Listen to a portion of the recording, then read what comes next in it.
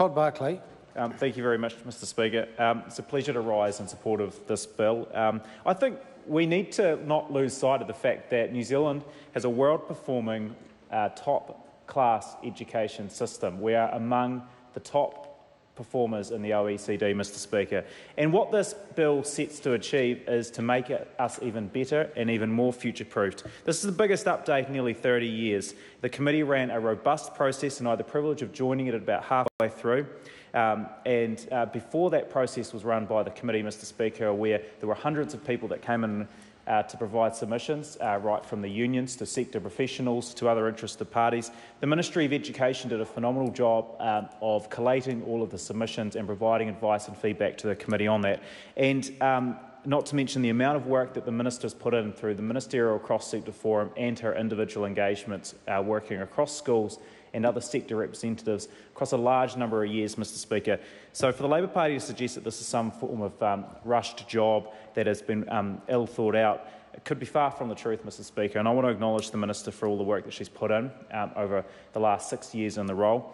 And I'm pleased that we can be debating this bill in her final months as Minister of Education, Mr Speaker.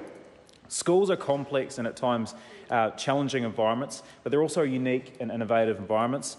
And they're also largely driven on success, which is born out of strong relationships. And I think a fundamental flaw, and it wasn't a flaw when the time it was written in 1989, but it's certainly a flaw that we're noticing now in the 21st century, was that the Education Act was largely written in a prescriptive manner, targeted around how schools are administered and how they're run, whereas they need to be much more nimble and much more accommodating to the individual requests of the 2,529 schools across New Zealand, Mr Speaker, and the unique nuances of how they operate and the unique nuances of how their staff and parent community operate within the school as well, and that the individual attributes that the parent community and the community associated with these schools wants to see brought forward through their school, Mr Speaker. And that's one of the things that this government's focused on. We're focused on ensuring that every kid gets the best possible opportunities in our education system, Mr Speaker.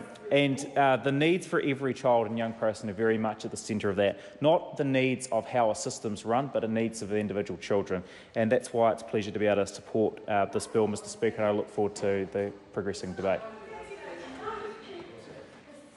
Catherine Delahunty.